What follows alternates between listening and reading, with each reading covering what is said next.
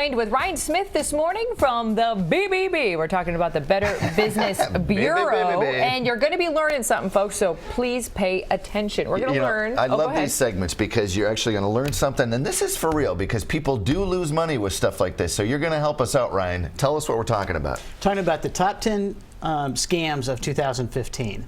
And with all of these scams, the main thing is that whoever's calling you, and 56% of these scams happen by phone, they're calling you and they want to get an emotional response out of you. So either it's really great news or it's something really scary usually. And that's funny because that's a sales technique, right? When you're selling, totally. You want to get an emotional response out of the person you're selling to. We're showing you the top 10 ways scammers will contact. They actually still make phone calls, huh? A person. Yeah, mostly by phone. Mostly by phone. Well, you can get a real quick response from someone. You can build rapport with them quickly because, like you said, it's sales, but they're selling junk. If most of them are by phone, that tells me that most of the people who are victims are older because most younger people don't have landlines anymore, or they have cell numbers which are harder to. Right, cell numbers are harder to reach. The one scary thing is that scammers have become much more sophisticated in that they use what they call spoofing, and you could get a call that looks like it's coming from the police department because they've routed it so the ID comes up and it says,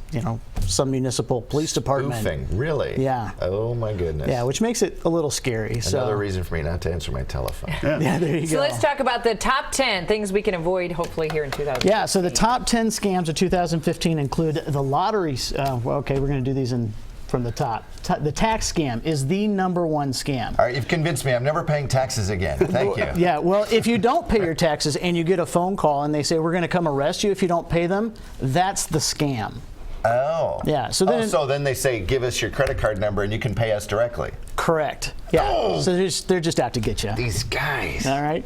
And it is heading into tax season, so that's probably one that people are going to get hit with here pretty soon. Yeah, and it tends to come up constantly. I mean, it's the one thing that happens all through the year. So in other words, we just reversed your order, is what you're saying. Yep. Yeah. Okay. So we're starting at #1. #2 is the debt collection scam, which works about the same way. Basically, you get a phone call that says, we're going to come arrest you if you don't pay this by credit card to take care of such and such a debt. It could be even a warrant happens sometimes. We have a warrant for your arrest, but you can take care of it now by paying this small fee on your credit card, and you just send it. So basically, and the takeaway is, you're not going to jail if you don't pay a debt, so it's always going to be wrong. That's right. The IRS and municipalities will not call you to settle anything. They're going to put it in writing, or if it's a warrant, they're going to come to your house. I was going to say they're going to send someone to your house. They're not just going to say, hey, we might do this. Yeah. Okay. Right. All right. What's another one we have to watch out for? #3 is the sweepstakes scam, and basically that's just, wow, you've won this great prize. All you have to do is send us this small fee. Oh. And again, you give them your credit card information and they run away with it. When I was in Burbank, I directed over 500 commercials. Probably 30 of those were for sweepstakes. And what I learned in the process where they'd give out the prizes, so many times the people on the other end, I didn't enter that contest. They actually were winners because people are they've been scammed so often that they couldn't even give out the prizes. They'd have to find 2 to 3 times as many winners because so many people would not even accept the phone call. So anyway. Yeah, they'll just hang up. Yeah. Yep. Another popular one is the tech support scam.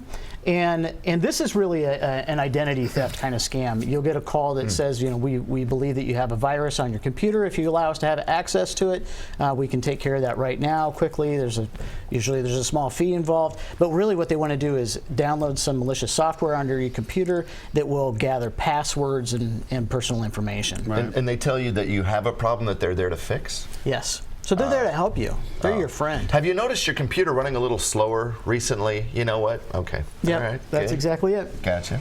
And then we have the government grant scam, which is an interesting scam because it's again a fee-based scam.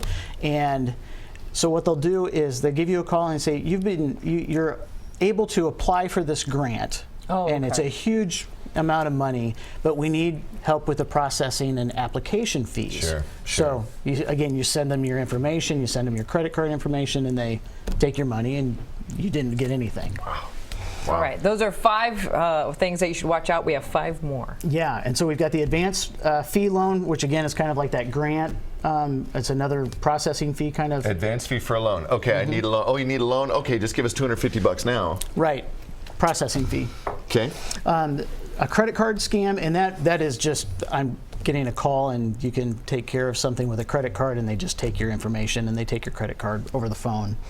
Then we've got a work from home. So there's a lot of people who would like to work from home. Sure. And, yeah, it'd be great. It would be Doesn't great. that sound amazing right now? 3 little monitors on stage. Yeah. So, folks. Just laying in bed doing the show. And a lot of times that actually happens online. So when you're searching for jobs online and you see that work at home and you click on it, well, give us your information. We'd like to gather something about you. And so they gather as much information as they can, and then they steal your identity. So that's an identity theft scam. Oh, interesting. Yeah. And if if you've ever had your identity stolen like I have, is it a mess to It's take a process. care of? A very huge process. Yeah. That lasts many, many years. All right, so how about fake checks? Yeah, fake checks and money orders. If somebody asks you to pay by a prepaid debit card or wire them money and you've never met them, just don't do it. You know, it's not Craigslist has this a lot. I had a condo for rent, and people would say, "Oh, I want to wire you money. I need special information." It was my scam thing. That's good. Yeah. Thanks, Ryan. You're back up. All warning signs of things you should listen out for. And we have one final one. The lottery scam, and this one I find kind of funny because I actually had this happen to me yesterday on Facebook. Yesterday. Yeah, on Facebook. I received a message from a friend of mine from elementary school that I haven't talked to in years, and he said, "Did you hear the good news?"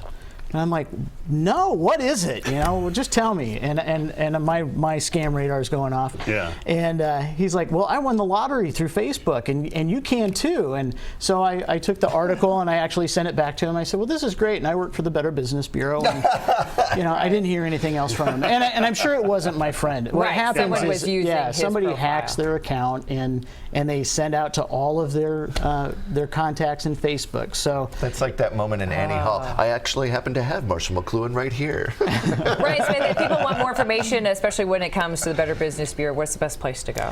the easiest thing to do is to go to bbb.org. BBB. And as you said, they're either going to give you scary advice or advice to get you, or something that gets you excited, and it kind of takes you off your game. So pay attention to those keywords and those topics you're talking about today, and hopefully you won't be scammed in 2016. Yep. Stop and think. Take your time. All right. Thank you so much for joining Thanks, us Ryan. this Thank morning you. and teaching us something great for the new year. Good All stuff. right.